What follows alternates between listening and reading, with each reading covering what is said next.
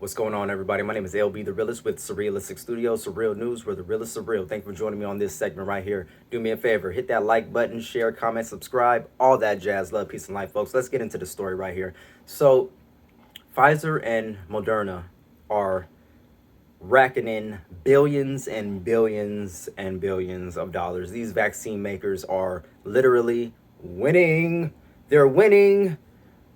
When it comes to making money, they are winning. They are ching-chinging. They are cashing in on people getting this coronavirus and now this new Delta variant and all these other variants and all this other stuff. So we're gonna play a game here. By the way, some of you guys may have noticed. I know at least one person did. Shout out Glenn. I have been monetized. What? What? YouTube has monetized me. What? So let me give you a little bit of the lowdown on the backstory with this, right? So apparently, I checked the some information on my YouTube studio or whatever, and apparently, they had sent me a pin. You need a pin to get verified and start making money on YouTube. To get, when you're in the YouTube partner program, they send you a pin so that you can, put in the pin and then they can start paying you. Apparently, they sent a brother a pin in 2017. Never received it. Of course, I move around so much, so of course I didn't receive it. Apparently, so that makes me think that, okay, apparently I was already approved for monetization. I had already been approved for monetization? You know what? And this was 2017, so this must have been, and I'm coming to all this conclusion right now, this must have been prior to the new rules that said that you had to get 1,000 subscribers and 4,000 hours of watch time. That's what it was. So initially, I did get approved for monetization, y'all. Back in 2017, when I was doing videos, I got approved, and I didn't even know. I did, but back then, see, I was against monetization back then, so I wasn't tripping. Like I was like, I'm not trying to get monetized. Forget all that. Forget all that. Now I'm like, nah, I'm trying to get monetized. So that's crazy, you know what I'm saying? So, and for those of you guys that don't know why I changed my tune on monetization, I used to think that it was kind of like a way. I thought it was not corrupt, but it was a way for the corporations to have a stranglehold against us. You know what I'm saying? But now they made it so that if you don't monetize, there's no incentive for them to share your videos. There's no incentive for them to try to give you any kind of favor in the algorithm, or for them to, put you in the browse section. Excuse the noise outside.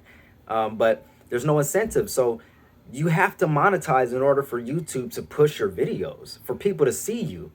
You know what I'm saying? So I came to that conclusion, and then also realizing that literally everybody else, is able to make a nice little passive income from YouTube from just doing videos. And I have all of these videos that I could be using for that purpose that I'm not. You know what I'm saying? So I changed my tune on monetization. I kind of feel weird about it, like I'm a hypocrite. But I'm not a hypocrite if I admit it. Like I evolved on that issue. I used to think, and I still think, that it is a way for corporations to put a stranglehold on independent creators. But at the same time, they made it so that if you don't do it, there's almost no, like your videos aren't going to get seen. And like sometimes, you might hit I don't know, you might hit a little lucky streak in the algorithm. But for the most part, if you're not monetizing, if you're not, using every avenue possible in order to get the message out, then what are you really doing? You know what I'm saying? And the people that have been watching me for years, since I started basically, they know that I never started this to make money. If I did, you would realize it very quickly. But I will admit that, yeah, I am interested in making money. I mean, who's not interested in making money? You know what I'm saying? But I never saw myself getting rich or making money off the backs of people that watch my political videos. Never that. I started making videos on music and comedy.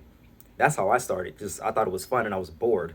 And it turned into me talking about serious stuff. And people were just like, well, how do we donate? And how do we, so I created the avenues to do so. So yeah, I'm monetized now. So we'll see how this goes, folks. I'm talking about, the Roni Rones right now. So we'll see how long a brother lasts. I mean, already they made it so that All of my videos aren't automatically monetized. They start off not monetized, and you have to actually click to monetize it. So after I upload a video, I have to physically go in and click monetize, and then it'll start monetizing. So, you know, maybe that's how it's always been. I don't know. I'm new to this. Hey, new booty here. So excuse me. Where's the juice? I'm new. How you doing? So anyways, let's get back into the story here, folks. I just wanted to let you guys know that I have been monetized. I appreciate all the love and support you guys have shown me. And we'll see how long this lasts. By the way, follow me on Rumble. I am following everybody back still. I'm following everybody back on Rumble who follows me. So if you follow me, I'm going to follow you. And to my recollection, I don't know of anybody else on Rumble who follows anybody else. All of the people that I follow on Rumble don't follow anybody. Literally, they follow 0 people. They're not following me. They're not following nobody else. I don't even know if Jimmy Dore is on Rumble yet, but they're not following nobody. So if you guys follow me, I will follow you back. So that's just kind of my thing. I don't know. Maybe I'm doing it wrong, but we'll see. So let's get back into the story here. Pfizer and Moderna, as well as all these other vaccine companies, are racking in billions of dollars, folks. Billions of dollars. And it's like nobody stopped to think when we talk about the vaccine. Messing up my stuff. We talk about the vaccine, right? Nobody enunciates or specifies what the vaccine is. Which vaccine are we talking about? They talk about vaccines as if it's a monolith. And we all know that there's different companies making the vaccines. There's Pfizer Biotech, there's Johnson & Johnson, there's Moderna, there's AstraZeneca, and there's like two or three more, right? And, you know, Russia has a vaccine, and I think Cuba had a vaccine, and all these different places have vaccines, right? So when they say the vaccine, which one are we talking about? Which one are we talking about? We have to specify.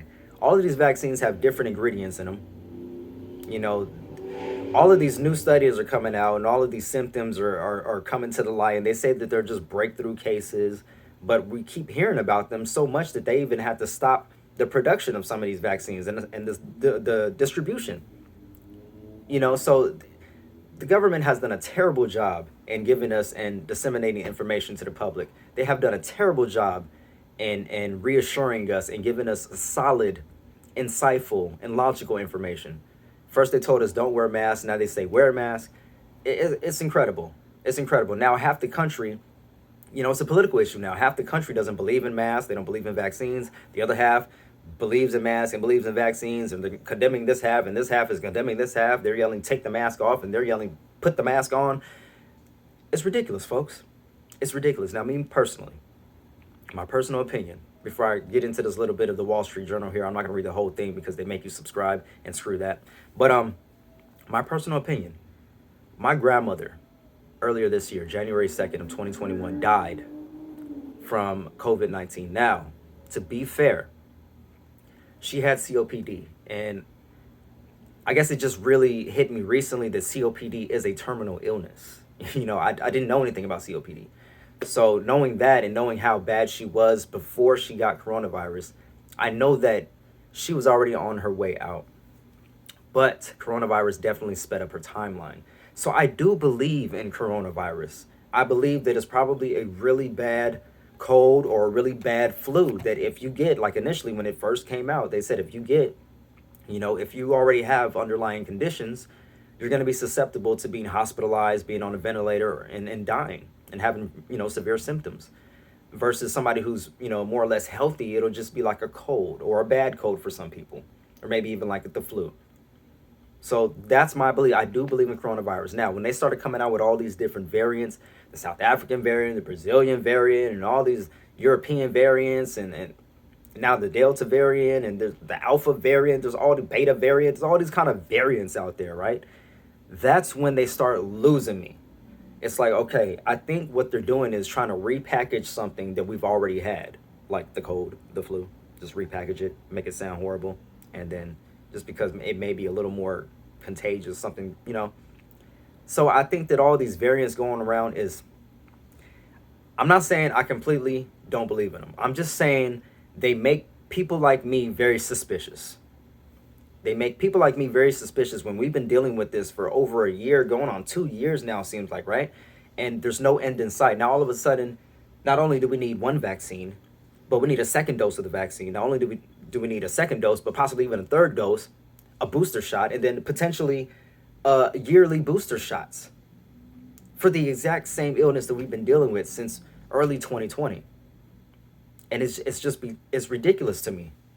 All of these different variants, they're ridiculous. And now they're saying that the shots, the vaccine, whichever one we're talking about here, doesn't even prevent you from getting the freaking illness in the first place. All it does is prevent you from getting serious, having serious side effects or dying.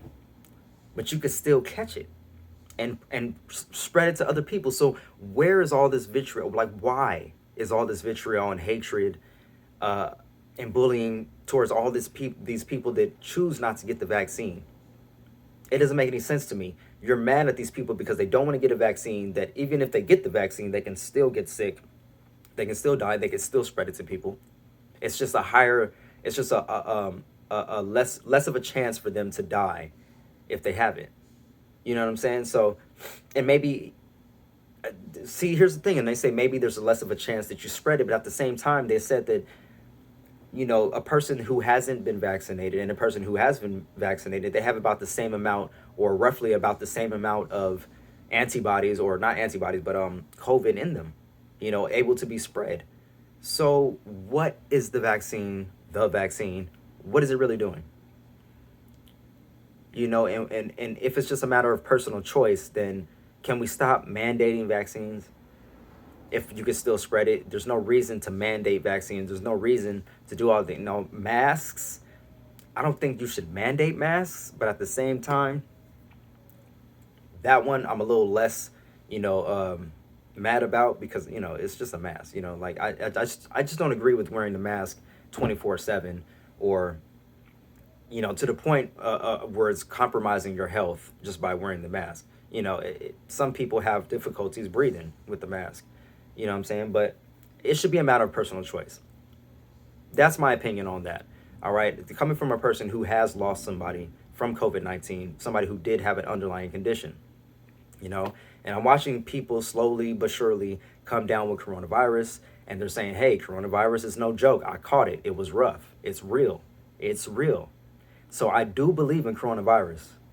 Don't ever think that I don't believe in coronavirus. I do believe in vaccines. I'm not sure about the vaccine right now. Okay, I'm waiting for it to be FDA approved. Even if it is FDA approved, I'm waiting to see more breakthrough cases to come out. I'm waiting to see over time, how does the vaccine affect the human body? How does the vaccine affect the human body? Which vaccines will come and go? Which ones are going to be proven to be more effective against this new whatever variant that comes out this month? That's what I'm waiting for. And if I mess around and catch this new virus or whatever, then that would be on me, right? Because I didn't get the vaccine and whatever. But how I'm feeling now is I feel more comfortable with keeping myself safe, washing my hands all the time like I've been doing, wearing my mask when I'm around large groups of people, socially distancing myself, not interacting with too many people, when it comes to being super close to them. I keep my distance. So I feel more comfortable with that than I do with getting an experimental vaccine that has yet to proven the test of time. And they're saying that no, vaccines have been proven, but this particular vaccine against coronavirus or Delta variant is the one that I'm talking about specifically. The vaccine. So, okay, that was a long tangent. That was a long rant. Hopefully somebody got something from it, if not anything else, but my opinion on it and where I stand on that issue. I'm not against it. I'm just waiting for more information. That's all.